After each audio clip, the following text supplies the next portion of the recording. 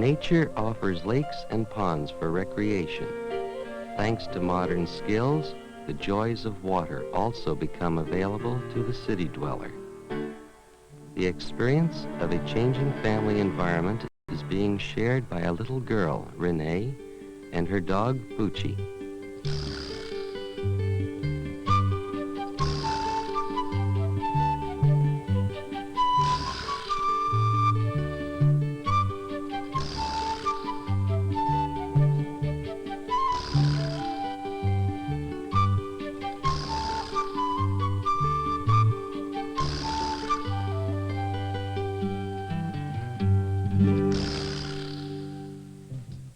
One summer day, our beautiful old tree, our pride and joy, was being cut down.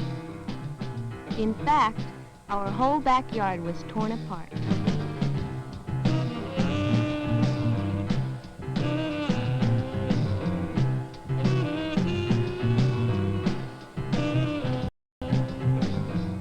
This had been Poochie's favorite place to relax. How could we do this to her?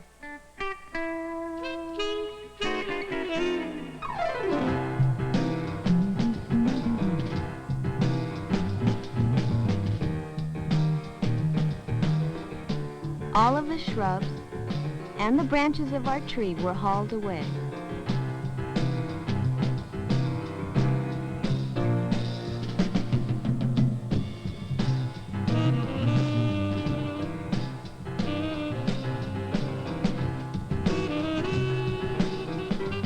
A bulldozer carried off the torn-up walkway.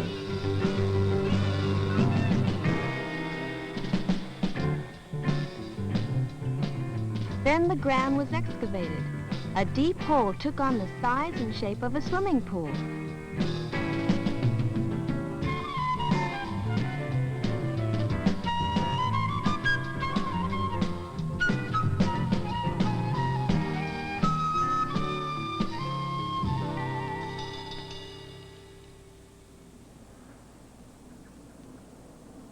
The next morning, a steel frame was built to give the pool a strong foundation. Poochie, who usually welcomes visitors, was not in the mood to appreciate the many workmen doing very strange things. The heater and filter were set up to operate by electric motors. A plumber brazed copper pipes, which would supply water to the pool.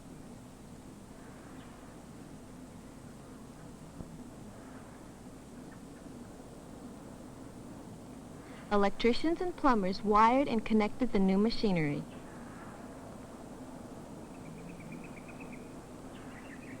Actually, it was all very interesting to watch, but the most dramatic part of the construction was the gunite. The whole steel frame was gradually covered with a concrete mix, applied under pressure through a nozzle.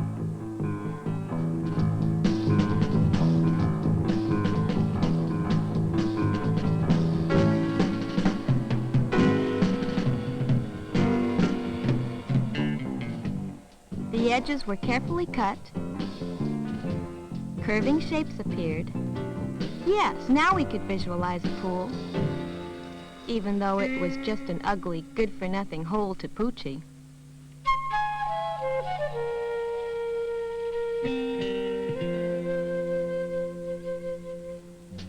Then a trench was dug around our property line, and bricks were being prepared for our new wall.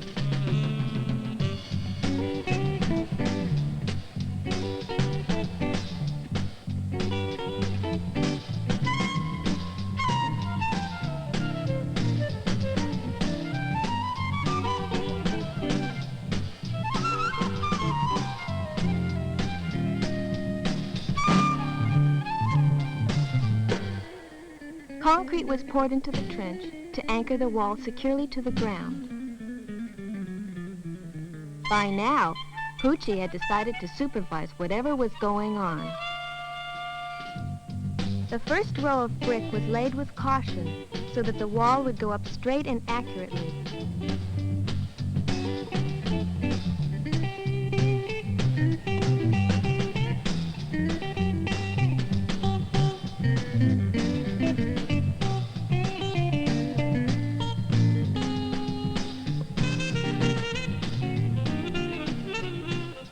bricklayers took pride in their work, and we could see that it was going to be a sturdy, good-looking wall.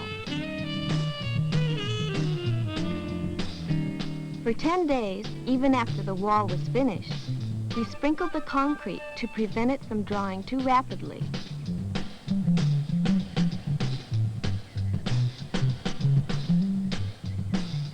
On the 11th day, the pool received a decorative touch.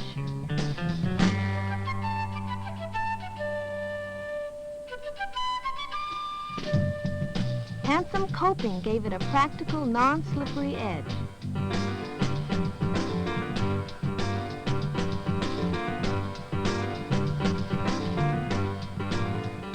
The tile layer did such an expert job that even our little boss was satisfied.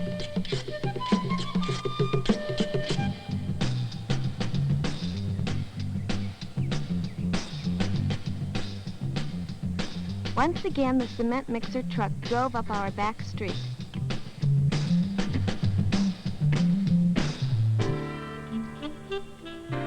Concrete was carried in, poured, and then troweled smooth.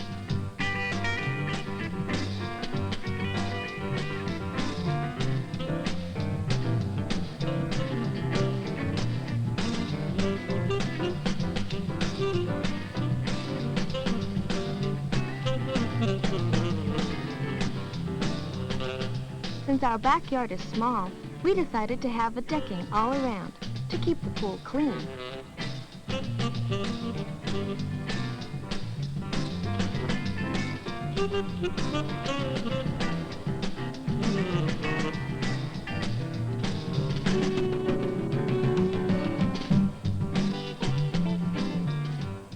Next, the carpenter added his skills to our remodeled backyard.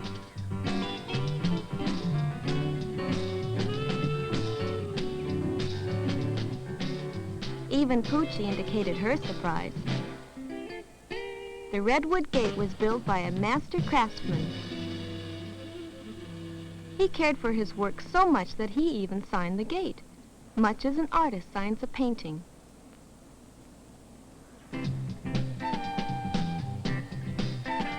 And then one day, even before the sun was up, another crew of workmen came. The plaster was being mixed while Poochie supervised.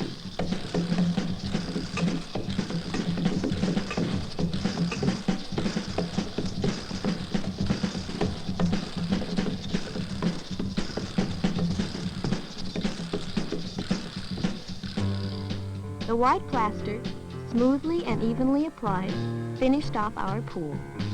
We were quite excited by now. And not too long afterward, Mom and I were the first to enjoy a swim. Then, inspired by good workmanship, we kids decided to do our share. I varnished the gate really well. My big brother proved his skill as a carpenter.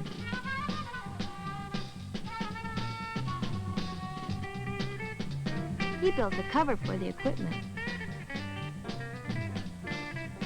My younger brother painted the small part of the old wall, still standing.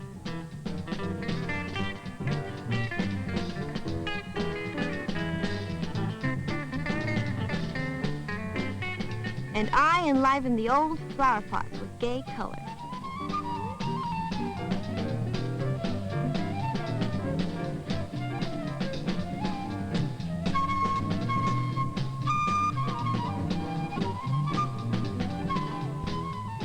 We all had fun selecting and planting flowers and greenery, arranging all sorts of wooden and clay planters. Only Poochie got bored with all the fuss. Mom put the finishing touches of paint onto the old wall. Even my brothers became interested in gardening.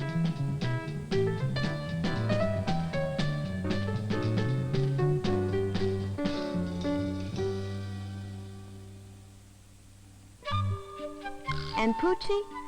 Now she understands why the big hole was dug in her backyard. When she isn't busy watching me paint or plant, she loves to relax after all that hard work.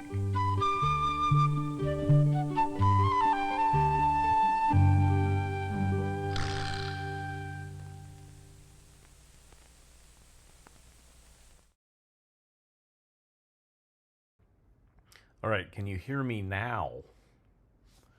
I'm not sure what happened. I know what's happening with me. After I did the show yesterday, I was like, wow, I feel like crap. And basically took a 2 hour nap.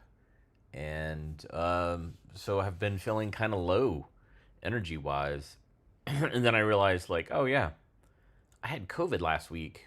And I probably still am suffering from it, even though I'm testing negative.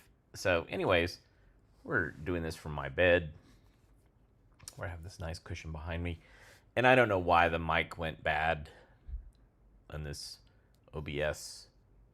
Could be another app I'm running in the background is taking that control of that mic. Who knows? Anyways, so that last film was made by the Allman family. They made a series of films. It's interesting. So Jeff Alexander, who does Academic Film Archive of North America, he's based in San Jose, California. He's a good friend. Anyways, he has a bunch of these Allman films that he got from the family. And this one is basically they just shot like amateur footage of their backyard getting a pool. And then they edited around it and made it into some short. I don't know if this was ever distributed beyond like the limited range that they distributed, but it's pretty great. That music was awesome. It was original music. So yesterday Nathan said, I love that our art class makes a film, and I have another one. This is kids making a animated version of of Night Before Christmas, not Nightmare Before Christmas. Enjoy.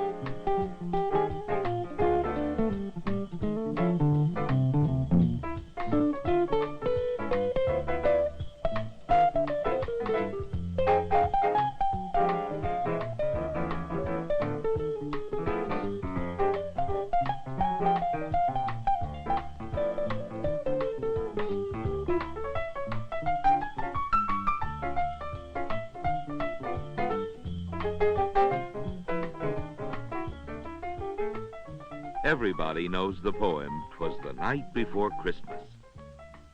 But maybe you don't know that the real name of the poem is A Visit from St. Nicholas. It was written by a professor who taught Greek literature. His name was Clement Moore, and he wrote the poem to amuse his own children more than 100 years ago.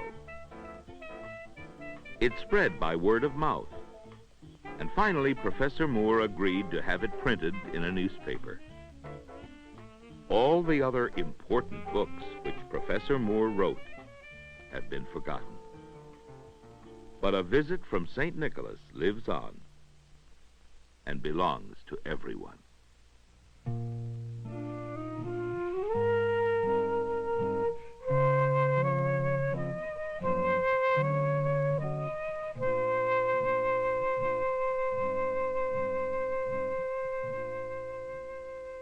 'Twas the night before Christmas, when all through the house not a creature was stirring.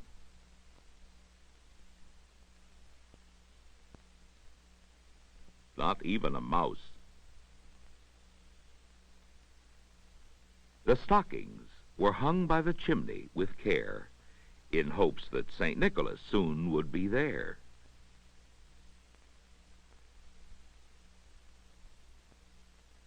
The children were nestled all snug in their beds, while visions of sugar plums danced in their heads.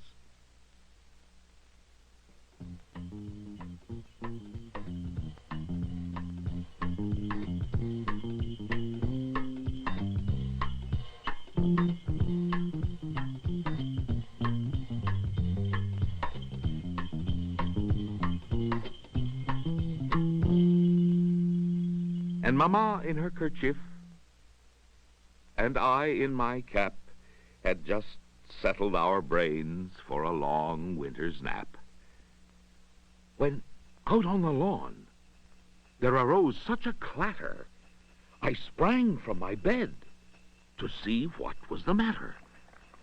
Away to the window I flew like a flash, tore open the shutters, and threw up the sash.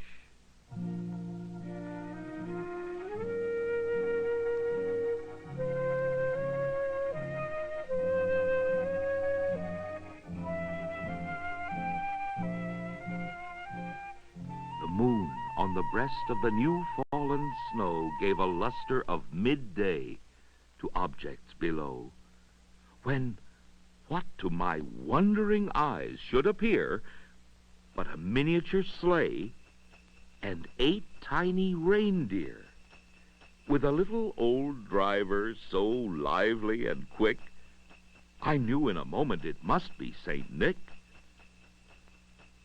More rapid than eagles his coursers they came, and he whistled and shouted and called them by name. Now, Dasher! Now, Dancer! Now, Prancer and Vixen!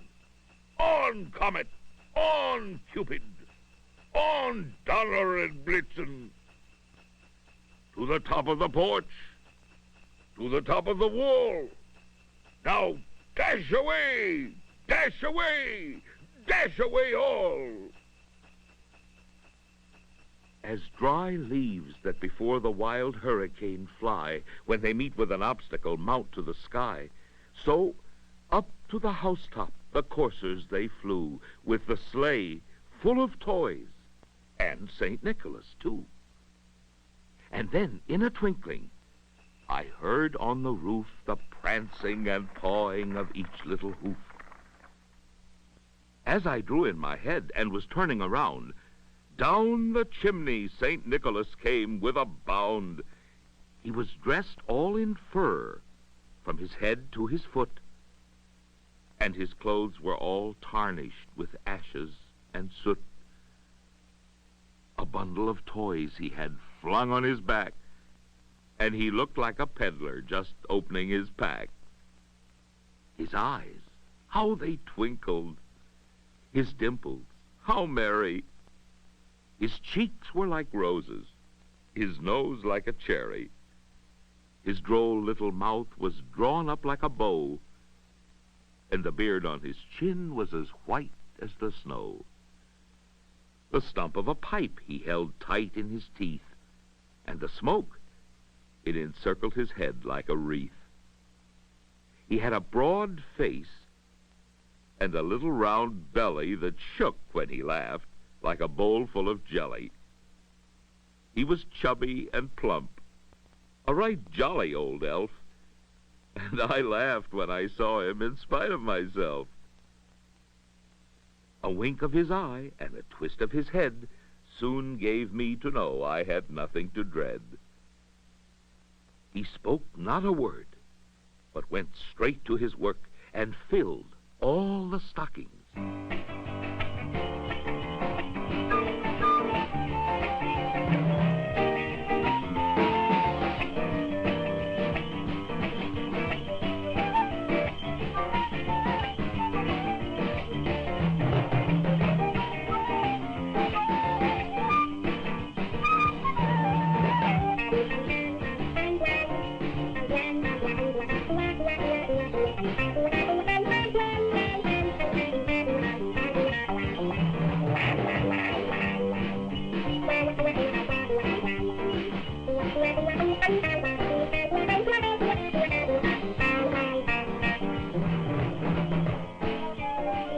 Then turned with a jerk, laying his finger aside of his nose, and giving a nod, up the chimney he rose.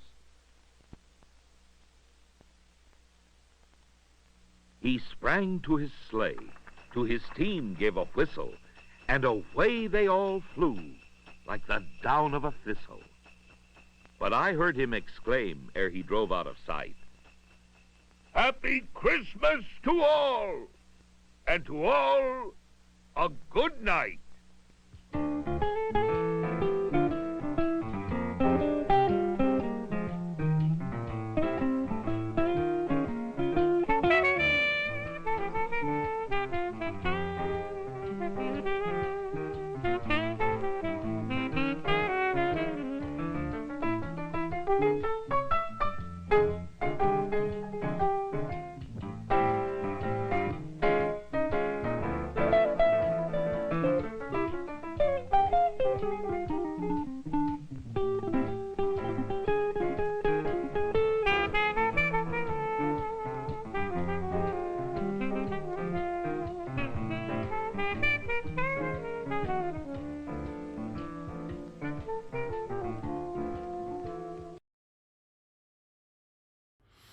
So, Marvin Miller, that narrator should sound familiar to you, and Salinger films should sound familiar. In case you forget, here's one of the whole series of films that he narrated. Enjoy. You are looking at one of the nerve centers of any good eating establishment, the dishwashing area. If you, Mr. Dish Machine Operator, don't do your job correctly, the result is unhappy people. Lots of them.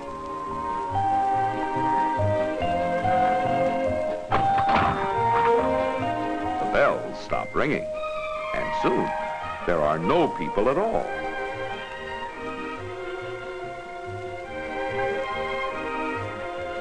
If the dishes you handle are not washed at top speed, if they come out dirty or unsanitary, you, your management, and everyone you work with are in trouble. That's why your job, proper dish handling and dish machine operation, is important to any successful eating establishment.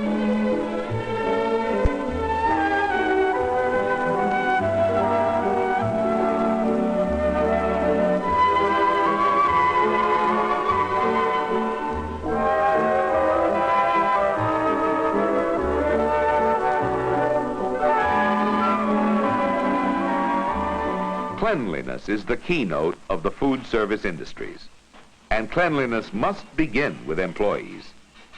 Since dish machine operators come into contact with utensils and dishes on which food is served, they must be neat and clean while on the job. Being friendly with busboys and other dish machine operators makes your job easier and more pleasant.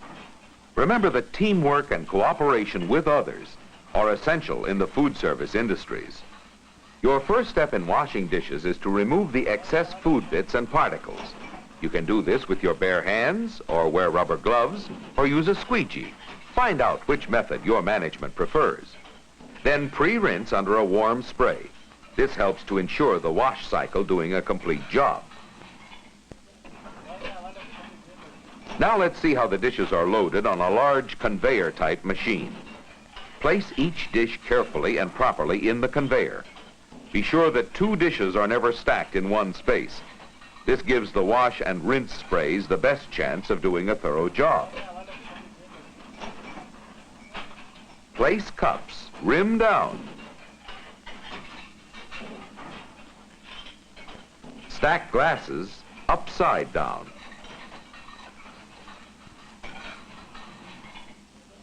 Put silverware into a shallow perforated tray. Then pre-rinse to soften remaining food particles. Lastly, place the tray on the conveyor. Cups or glasses in racks can also be placed on the conveyor. Now let's look at a smaller type of dish machine, a type that is used in many establishments. Here, after plates or other dishware have been cleaned of excess food particles, they are placed in dish racks. They are pre-rinsed both front and back. Make sure that plates are properly separated. Also, in loading, handle all dishes and glassware carefully to avoid breakage. That's right. Arrange them correctly for the best washing action.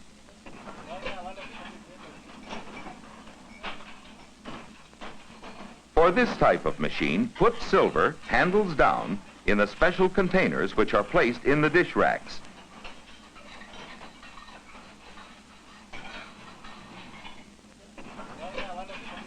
Then pre-rinse silverware to prepare it for the most effective washing.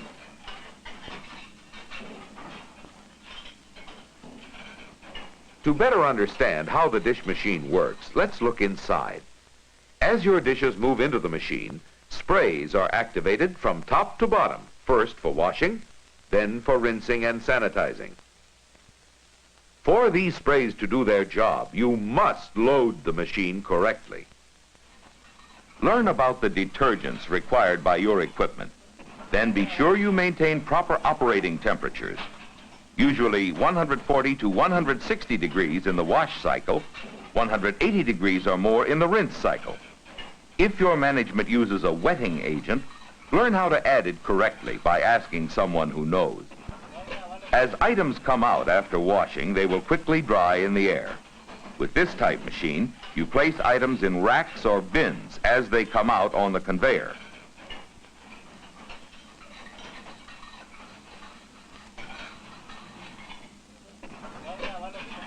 A covering, such as paper or cloth, will keep your dishes sanitary for a longer period of time.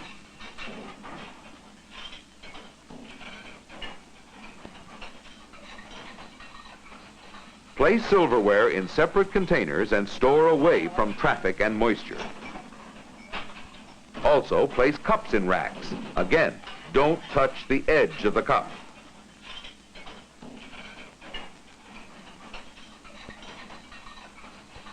Place glasses in racks. Handle them as far as possible from the edge of the glass. Don't touch dishes on any surface that comes into contact with either the food or the mouth. Check dishes for chips and cracks. Remove broken, chipped, or cracked dishes and throw them away, since they cannot be sanitized and may cause the spread of disease. Now, a few tips on keeping your dish machine clean. Equipment varies from place to place, so first, study the instruction manual that comes with your machine. But there are some basic rules. First, turn off the heater. Then turn the drain handle to open and drain the dishwasher tank. At least once a day, remove the strainer pans and overflow cover. They should be cleaned of food soil, preferably at the pre-rinse stand.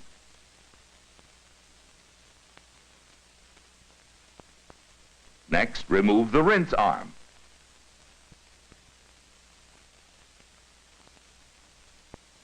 And then the wash arms, both lower and upper. The wash arms must be carefully inspected for obstructions, such as prune seeds, toothpicks, or pieces of bone or glass. These obstructions must be removed immediately by taking the wash arms apart.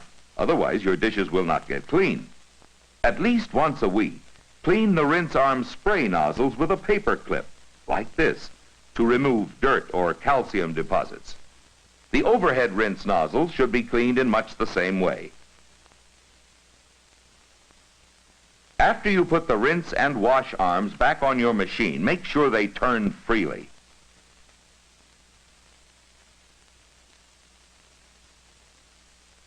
That's it. Spin them.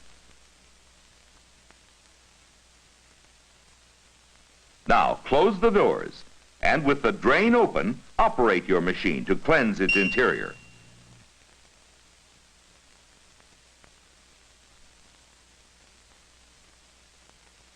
Finally, open the machine and replace the strainer pans and overflow cover.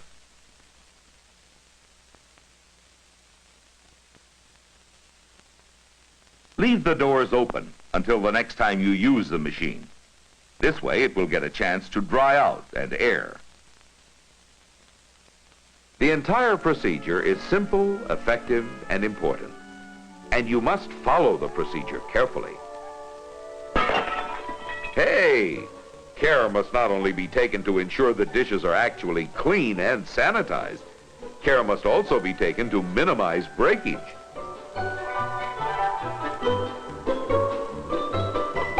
For each broken dish represents a loss of money to your management. Excessive breakage could eliminate profit and put you out of a job. And that about sums it up. You, Mr. Dish Machine Operator, have a vital job. You can be a success if you understand your job and do it well. Part of those smiles of satisfaction belong to you.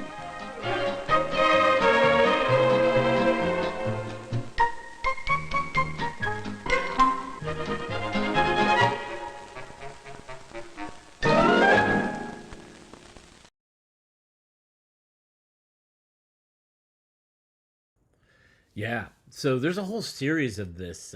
It's called the Professional Food Preparation and Service Program Series, of which we've seen some others. So Short Order Cookery is one. Let's see. We found one about salad, which was really great. But I don't see it on this list. That's interesting. Fast sandwich making. I'm interested in that. Selling wine and liquor, I think would be good. Yeah, dining room safety we've seen. Sanitation, we don't have rodent and insect control, but I'll keep an eye out for it. So anyways, Marvin Miller, yet another narrator that we have to kind of keep an eye out for. I love what my hair's doing. All right, what do we got going on? What's next? Nightclub Boom. This is part of the March of Time series, which was kind of a newsreel series that was shown in theaters, but instead of being about specific news events, they're about something in general. And this one is, we showed radio broadcasting yesterday, and today we'll watch Nightclub Boom. Enjoy.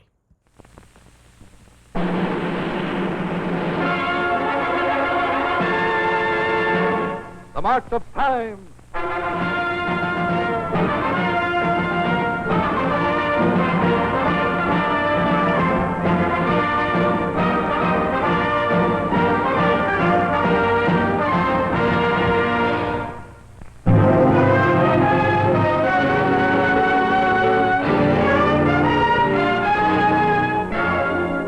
In no country in the world does the average citizen have a greater money investment in his home than in the United States of America.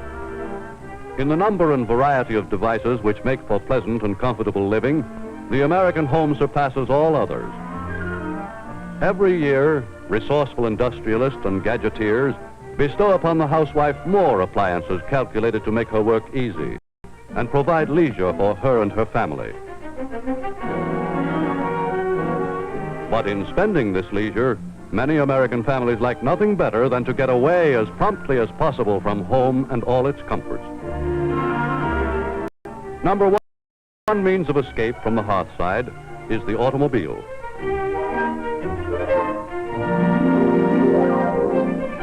Number one nighttime amusement is the motion. More than 50 million U.S. citizens, regular moviegoers, pay into the nation's box office nearly $2 billion a year.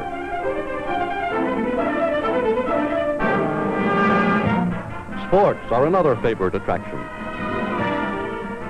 Gregarious and uproarious and agreeably sedentary for spectators, they are a welcome refuge to the millions of Americans who would rather be out with crowds of their fellows than cooped up at home.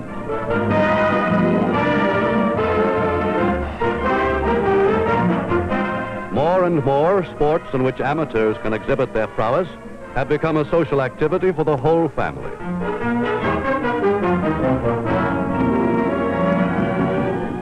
And when the last game is over, the last movie out, the American citizen has a final alternative to home in another currently flourishing institution, the nightclub.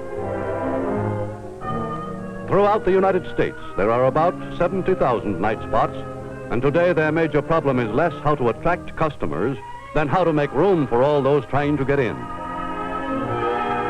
Perhaps 10,000 of these places are real nightclubs, with a band and entertainers.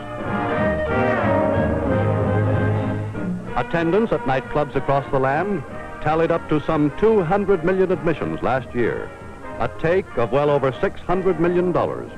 Over 100 million more went to the government in taxes. Capital of the nation's nightlife is its biggest and richest city, New York, whose 1,000-odd nightclubs range all the way from side street bistros to elegant establishments whose names and nightly doings are familiar to gossip column addicts from coast to coast. Today, New York's nightclubs are enjoying an extravagant boom. Night after night, such opulent pleasure domes as the Monte Carlo are packed to the doors with well-heeled customers, whose spending is on a scale unequaled even in the fabulous days of the Roaring '20s.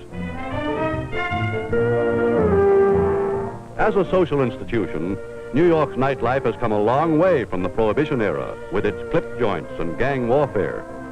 But though it is today a substantial and decorous branch of show business, it still remains a highly speculative industry.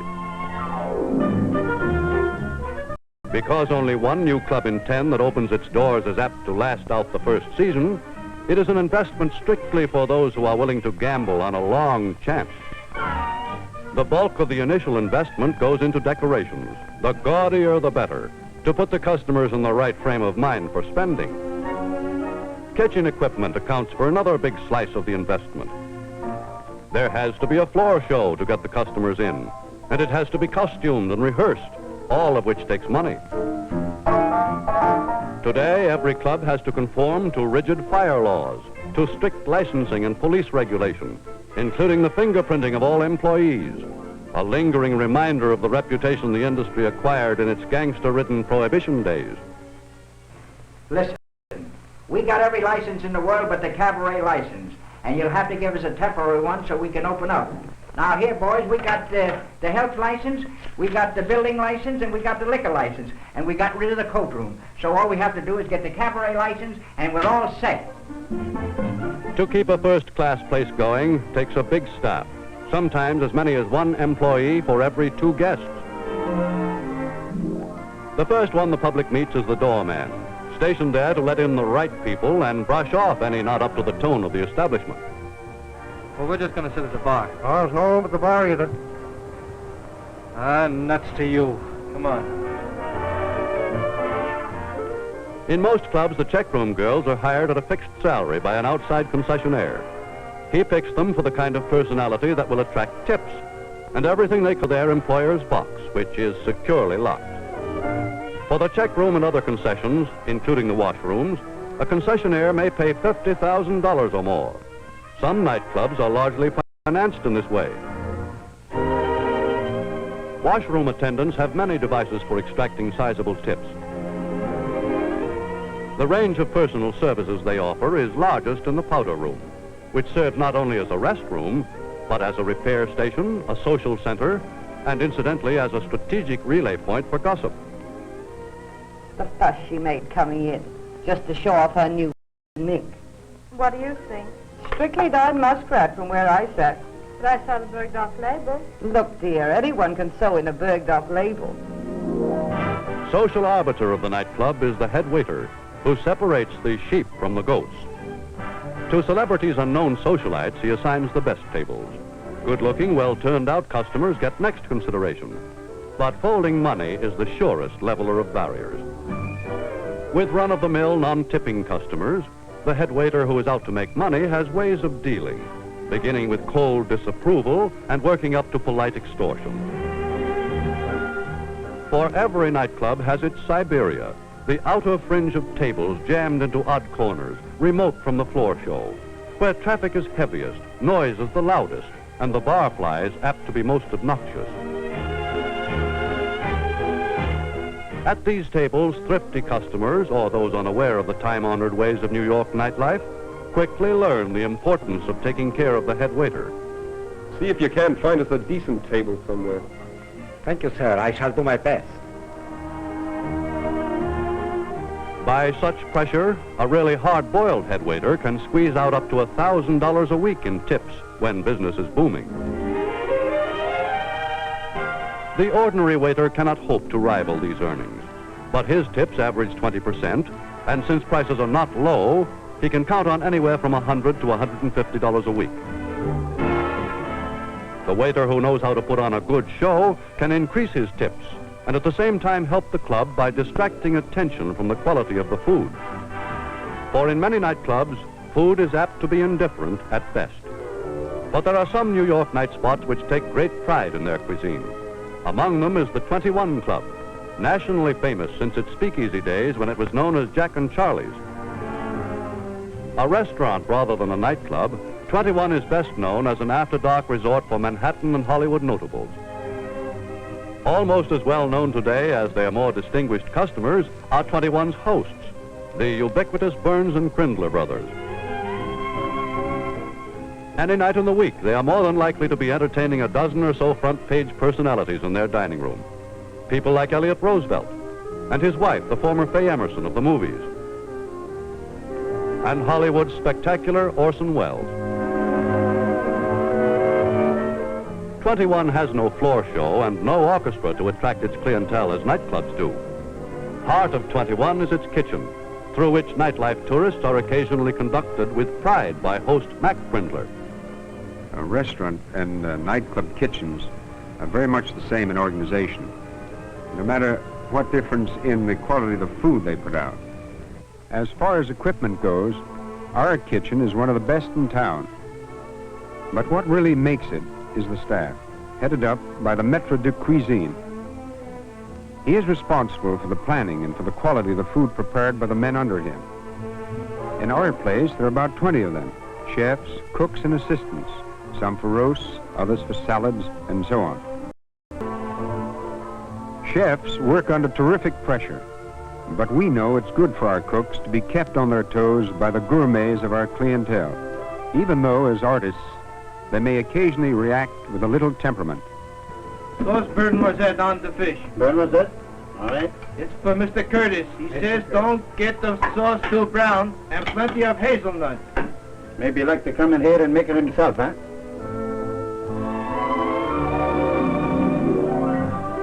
But in the average nightclub, as distinguished from 21, the bar is the thing. For the profit on liquor is about 70% and accounts for much of the income of the place. A skillful bartender protects his boss's profits by mixing his drinks without waste. Chiseling by the use of inferior or cut liquor, however, may cost a bar its license. Most nightclub patrons stick to the standard hard drinks. But in places such as El Morocco, which cater to the more urbane international clientele, there is a steady demand for fine wines and liqueurs. El Morocco's proprietor, John Perona, takes great pride in his collection of vintage wines. Well, in a dinner and supper club like this, a large part of our investment is tied up in wines and liquor. Our list still includes imported wines and alcohol of the best years because we had the foresight to stock up to capacity before the war began. Storing wines is a delicate problem. Some bottles should be rotated slightly at intervals. Others should not be touched until served. All of them are helped by strictly controlled temperature, colder for champagne than for still wine. the sommelier or wine steward with his traditional chain and key and tasting cup runs the cellar. Years of experience have made him a connoisseur, and nothing is added to our collection until he has tasted and approved it. But more than food or drink, the show is what makes or breaks a nightclub. In the most famed of all the clubs, the Stork, the customers themselves are the entertainment. The Stork is jammed nightly with people to whom a glimpse of Jinx Falkenberg and Cliff Edwards means more than any floor show. Nightlife at the Stork Club gets reported in detail by many nationally syndicated columnists like Leonard Lyons. Long-established places with big reputations, such as this, don't need a floor show. People come to see and be seen. To Sherman Billingsley, the proprietor, a house full of celebrities like Morse Hart and Otto Preminger, Paul Douglas, Earl Wilson, Bert Flower, and Charlie Butterworth is worth more than any performers he could hire.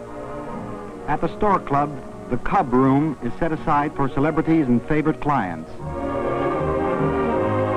Most clubs on my nightly beat depend on their show to bring in the customers. And there are as many kinds as there are tastes. Big, popular price places like the 400 draw the young crowd. They want bandsmen like Jimmy Dorsey and room to dance.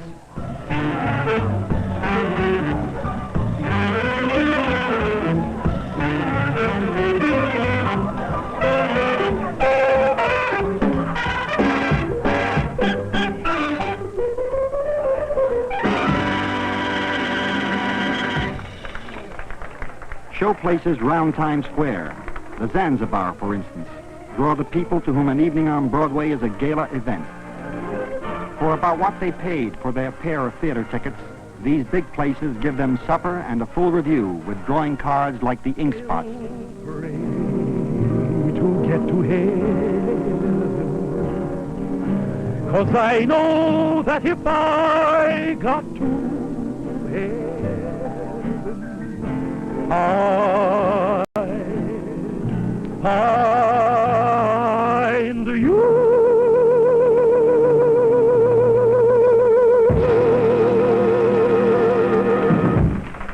The East Side spots, the Embassy and places like that, are smaller and more expensive. They draw a sophisticated audience which goes heavily for dancers like Greb and Lober.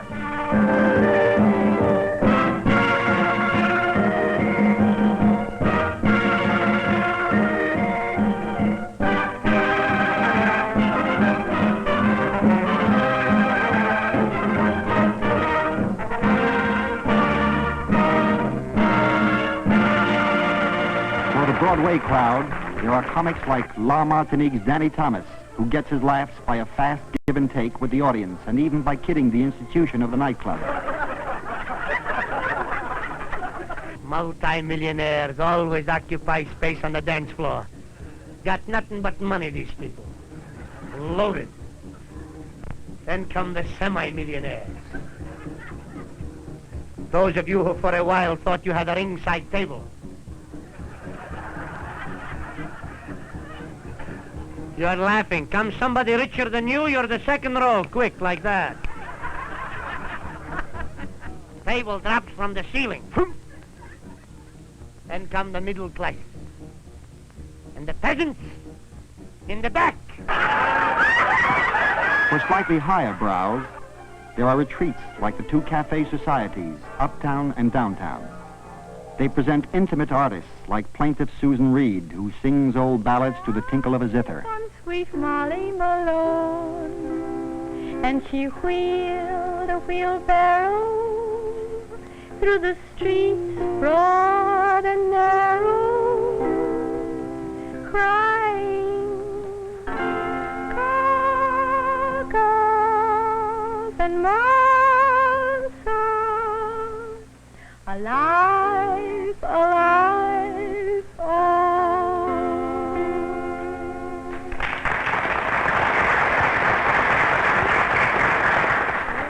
To ensure against a shortage of name performers, Cafe Society's proprietor, Barney Josephson, digs up promising new talent in out-of-the-way places here and abroad, and patiently builds his discoveries into prominence. Now, in this country, we like our songs underplayed. You give them too much. In developing his newest find, a Paris nightclub star, Moon de Revel, Barney only had to teach her a few added graces and adapt her Parisian manner to the American taste.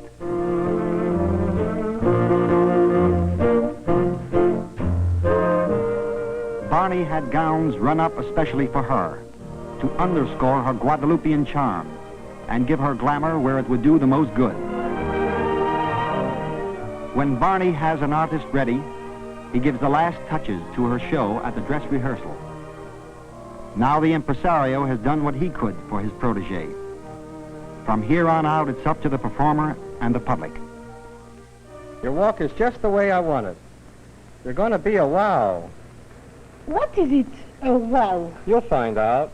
Okay, fellas. Simmers, spot Tony.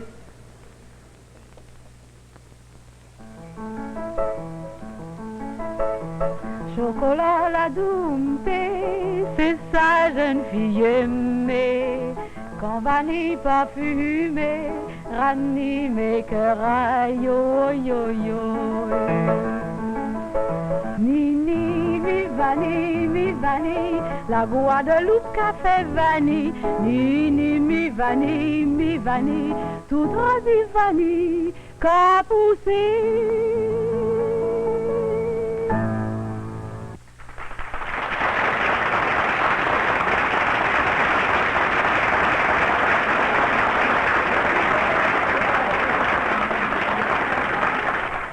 In Greenwich Village and on 52nd Street, jazz bands like Eddie Condon's dish out for hepcats the genuine tailgate and gut bucket.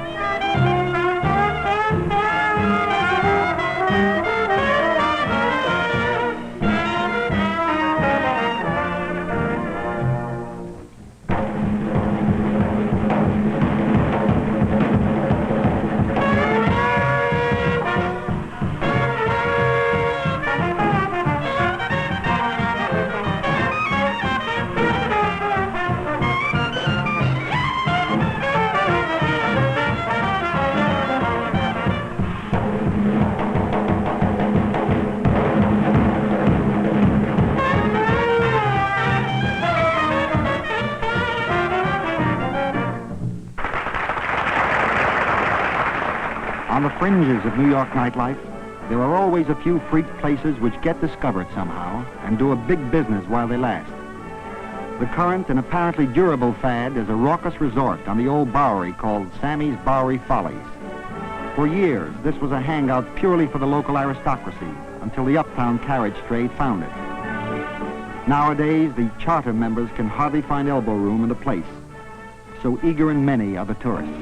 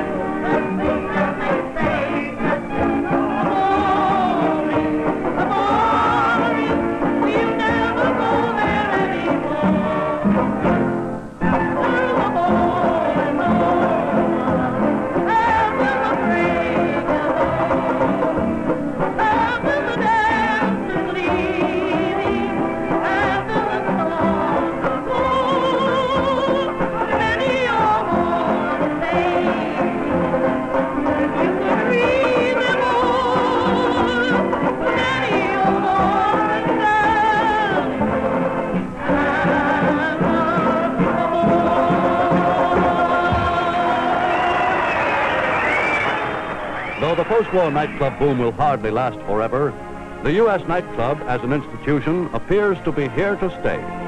For on Broadway or on Main Street, it provides an outlet for the American's eternal restless need for an occasional escape from the blessings of home sweet home.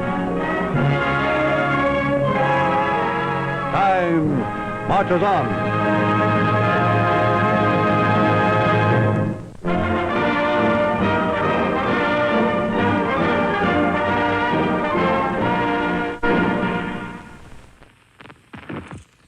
So it looks like they did an episode of this every month, every 4 weeks. and there's a variety of them, of which we have some, and we've shown some. But man, phenomenal to see how nightclubs worked back in the day. And especially the fact that everybody went to the Bowery to slum with some real-time characters. Really, really great. Oh yeah, so I found out, remember, was it yesterday? I think it was. I was showing pigs, and then suddenly the YouTube shut down the stream. Well, the claimant on pigs is British Pathé, and they don't own that film. It was made by Churchill Films, and I don't know how British Pathé decided that they own it, but they've done this before, where they had where it's like, oh, I have this Apollo footage that was made by NASA, and I show it, and British Pathé says, "Oh, we own that." And it's like, no, you don't. So, at some point, I might team up with some other people and really take them to task on what they are claiming belongs to them. I think they just uploaded everything, and somebody just said, oh, we own all this, and then they go out and make these content ID claims, or it's now YouTube is doing it, and it is bogus. Bogus. I mean, there's certainly stuff that they have made that's awesome, and they have every right to it, but don't be claiming stuff you don't own. I think that's illegal in the United States under the DCMA. Anyhow, it's great to see everyone. I'm going to take the weekend off, take a break, and I'll be back Monday, and hopefully I will have shook this malaise, this COVID malaise. But I appreciate your eyeballs. I appreciate you tuning in. If you like what you saw, hit the thumbs up, hit the like button. Those are great ways to support us. We are actively uploading a lot of stuff right now. And so watch it, and watch it with ads on, and then we get some money. It's a little bit, but it's enough to help pay for our storage units. Another way to support us, of course, is just to pay us money by going to using the super chat option in YouTube's comments, or going to ko-fi.com/avgeeks or patreon.com/avgeeks. Those are great ways to support us. But just watching and commenting, that makes me really happy, because that's why we do what we do, is we have these films, but we want to share them.